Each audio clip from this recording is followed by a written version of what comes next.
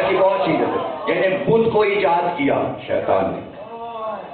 لوہی ایک یمن سے آیا تھا کعبے کی زیارت کرنے، اور چونکہ مکے پہ قبضہ کیا تھا قبیلہ بنی جرہم نے جو یمن والے تھے اور وہاں بس گئے تھے پانی دیکھ کر، تو یمن میں بت پرستی ہو رہی تھی تو ایک نمونہ لا کے اس نے کعبے میں رکھ دیا. اگر اسی وقت توڑ دیتے مکے والے تو کتنے بت نہ ہوتے، 365 بت نہ ہوتے جب ابتدا ہو رہی تھی. تو ہاں بت پرستی سے کوئی ملتی جلتی چیز ہو تو اس میں احتیاط برتیے. اور تمام مسلمانوں کی فقہوں میں یہ بتا دیا گیا ہے کہ بت پرستی کہاں پر ہو جاتی ہے، بت پرستی کہاں پر ہو جاتی ہے. بت کی شکل ہو، وہ پتھر ہو، پتھر کا بنا ہو، اور اس کے سامنے سجدہ ہو، یہ ہے شکل بت پرستی کی. سجدگاہ پتھر نہیں ہے، پتھر پہ سجدہ حرام ہے، وہ ہے مٹی، اس لیے کہ مٹی پر ہی سجدہ کرنا ہے. سجدہ مٹی پر ہی ہوتا ہے. فرق یہ ہے کہ پاکیزہ رکھ لی گئی، اور اگر وہ بت ہوتا تو سجدگاہ سامنے رکھ کے اس کے آگے سجدہ کرتے، پر نہ سجدہ کرتے. بت کو سجدہ ہوتا ہے، بت پر سجدہ نہیں ہوتا.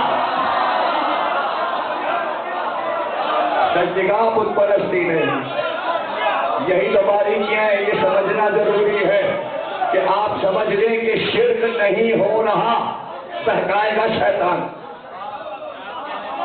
نہیں، سجدگاہ سے شرک نہیں، پاک ہے وہ خاک، اور خاک پر ہی سجدہ ہے، خاک پر ہی سجدہ ہے. اچھا دیکھیے ایک اچھا سا نکتہ آ گیا، ایک دم بس آگے بڑھ رہا تھا کہ آگے حسین نے آخری سجدہ کہاں کیا؟ جہاں حسین نے آخری سجدہ کیا وہ مٹی اٹھا کر اگر مسلمان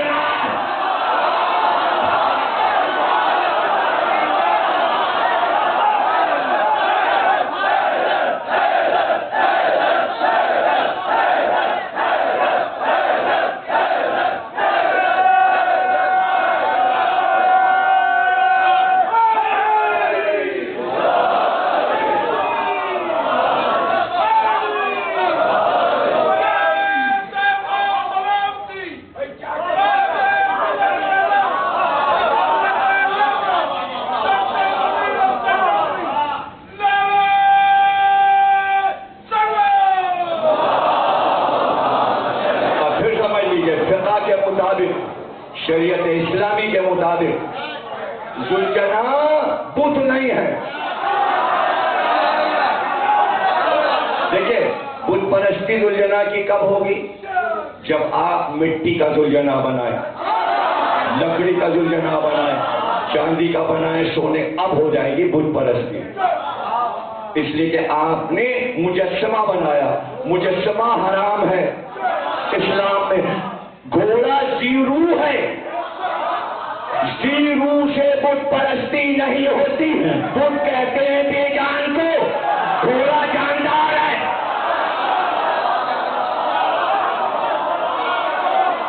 جا کے علماء سے فتویٰ پوچھ لیجیے.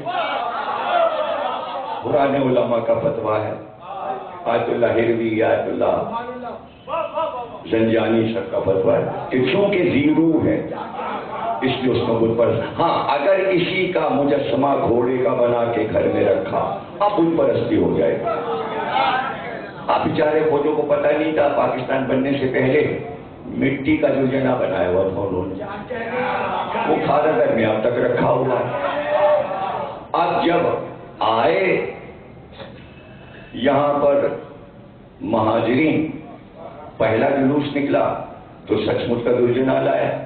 تو بڑے ماں بڑے والوں کا جھگڑا ہو جائے گا، یہ کیا آپ سچ مچ کا گھوڑا لائے؟ یہ مٹی والا گھوڑا.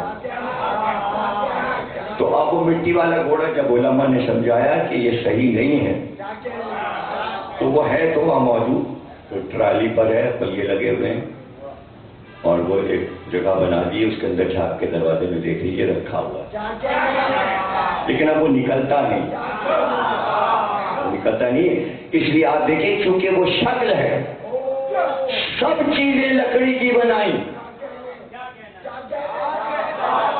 تابوت لکڑی کا بنایا، عالم لکڑی کا، ممبر لکڑی کا، لیکن جب زلجھنا آیا تو لکڑی کا نہیں بنایا، سچ مچ کا لائے تاکہ بت پرستی نہ ہونے پائے۔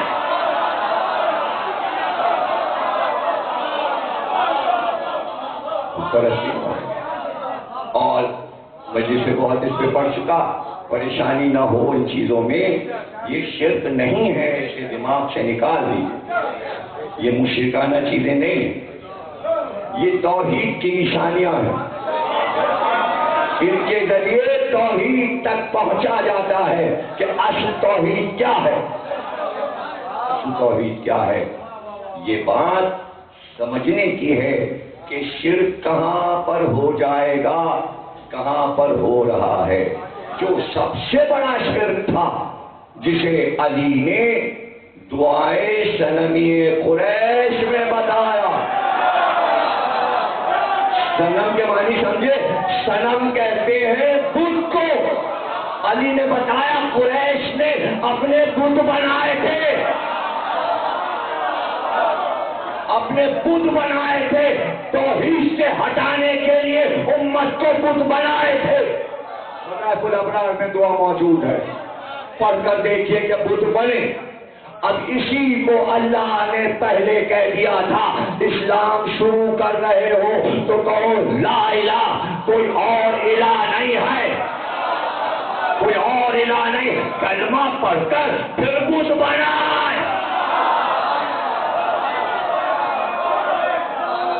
اسی سے بچایا گیا، لا الہ، لا الہ، یہ نہیں ہونے دیں گے، یہ نہیں ہونے دیں گے، یہ حسین نے طے کر دیا، یہ نہیں ہو۔ پہلے تو یہ تھا نا کہ وہ جو پرانے والے بت ہیں انہی کو واپس لائیں گے، انہی کو واپس لائیں گے، لیکن کہاں سمجھے، دیکھیے جگہ جگہ شیطان کو شکست ہو جاتی ہے۔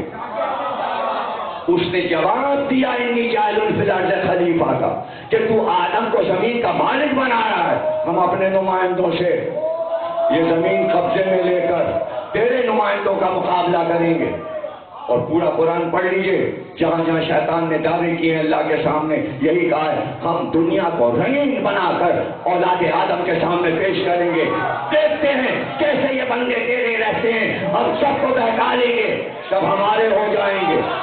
دعویٰ تو دیکھو اللہ کے سامنے، اس کا دعویٰ تو دیکھو، سب ہمارے ہو جائیں گے، ہم دنیا کی رنگینیاں، دولت دکھائیں گے، سونا دکھائیں گے، جواہرات دکھائیں گے، ہم سلطنت کی چمک دکھائیں گے، ہم ملک دکھائیں گے، ہم زمین دکھائیں گے، ہمارے ہو جائیں گے۔ اور سب ہوتے چلے گئے، ہوتے چلے گئے، ہوتے چلے گئے۔ تو اللہ نے نہیں کہا کہ ہمارے انبیاء انسانوں کو روکیں گے، روکیں گے، بلکہ اللہ نے کہا ہم نے انہیں گمراہی میں پڑا رہنے دیا، ہمارے اختیار میں تھا کہ انہیں واپس لاتے، اس لیے واپس نہیں لائے کہ اب ہم ان کے اس جرم پر ان کو موسیٰ کے برابر نہیں کر سکتے تھے، ہمارے بندوں کا رتبہ گھٹ جاتا۔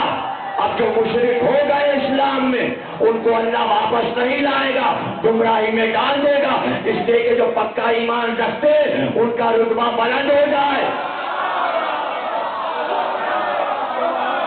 یہ ہے توحید، اسے سمجھ لیا۔ اور پھر وہ محشر میں یہ کہیں گے تو اگر چاہتا تو ہم کو بچا سکتا تھا، دیکھی چالاکی، تو شیطان سے بھی چالاکی سیکھی۔ اللہ قرآن میں کہتا ہے محشر کے دن یہ سب ہم سے کہیں گے تو اگر چاہتا تو ہم شر سے بچ سکتے تھے، اب ہمیں جہنم میں کیوں پھینک رہا ہے، تو نے نہیں بچا۔ تو ہم ان سے کہیں گے تمہارے پہلے والے بھی یہی کہتے تھے، لیکن اگر گواہ لاؤ تو بچائیں، گواہ لاؤ تو بچائیں۔ اس لیے کہا کُلُّ أُنَاسٍ بِإِمَامِهِمْ یوم ندعو کُلُّ أُنَاسٍ بِإِمَامِهِمْ، جب قیامت کا دن آئے گا ہر قوم کو اس کے امام کے ساتھ بلائے. کون ندا تھا دی؟ وہ جب ندا دی جائے گی تو ہم کہیں گے ہر قوم سے لاؤ اپنا امام. جس میں پتھر کو بھی امام بنایا ہوگا ہم پتھر سے کہیں گے اس قوم کو لے کر آؤ.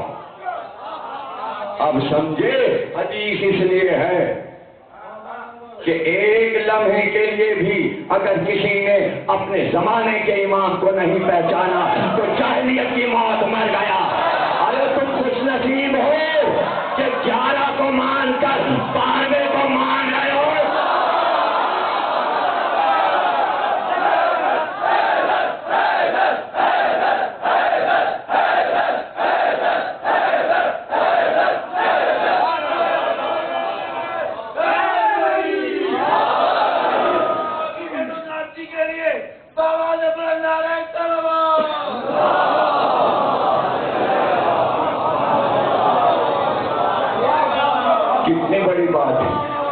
شرک سے بچانے والا. تو اس نے کہا ہم رنگینیاں دکھائیں گے دنیا کی اور اغوا کر کے لے جائیں گے. تو اب اللہ نے نہیں کہا کہ ہمارے نمائندے بچا لیں گے اور ہماری پارٹی کو مضبوط بنائیں گے اور ہمارے میں اکثریت ہو جائے گی. ایک جواب دیا جس کو ہمیشہ بہکا کے لے جا اللہ کو کوئی پرواہ نہیں ہے اور نہ انبیاء کو پرواہ ہے. تو لے جائے گا ہم ان سب کو جہنم میں ڈال کر جہنم کو بہا دیں گے. قرآن نہیں پڑھتے؟ اللہ سے شیطان کی گفتگو دل لگا کے نہیں پڑھتے اور پھر آشرے پہ بیٹھے ہوئے ہو. تو کیا اللہ کے آئین میں حکومت شامل ہے؟ اگر شامل ہے تو ثابت کر دو. حدیث سے ثابت کرو یا قرآن کی کسی آیت سے ثابت کرو. اب تک تو ثابت کوئی 1400 برس میں کر نہیں سکا تو آگے کیا ثابت کرے گا؟ تو پتہ چلا یہ مادی شے ہے, اس کا روحانی دنیا سے کوئی تعلق نہیں ہے, کوئی تعلق نہیں ہے. لوگ حیران ہو گئے. حسن نے پوری حکومت اٹھائی اور حاکم شام کو دے دی. لوگوں نے کہا آپ کے پاس کیا بچا؟ کہا بچے کی بات نہ کرو, اس سے جا کے پوچھو اس کے پاس کیا ہے. اس لیے کہ جب مر جائے گا تو حکومت یہیں رہ جائے گی. ہم شب قدر کے مالک ہیں.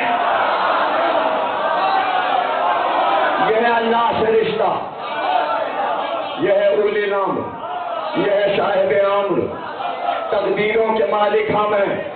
پتہ چلا اللہ کے نمائندے کا رشتہ زمین سے نہیں وہاں سے ہے.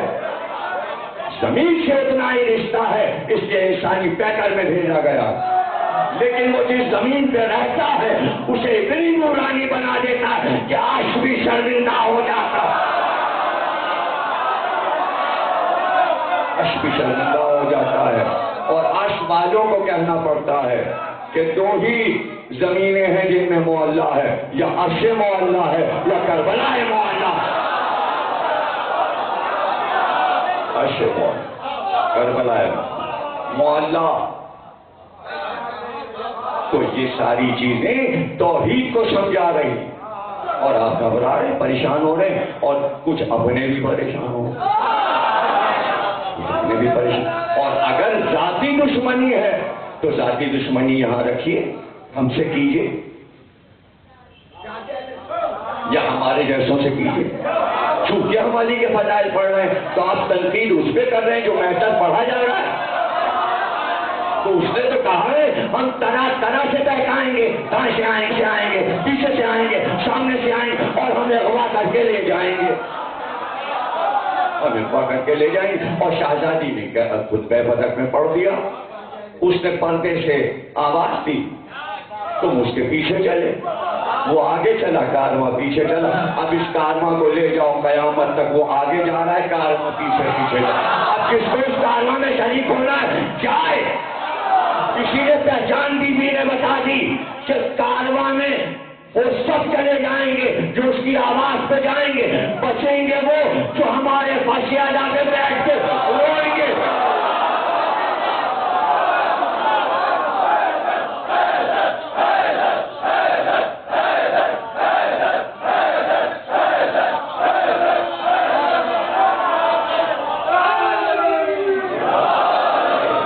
دیکھیے ایک ہی ترکیب ہے.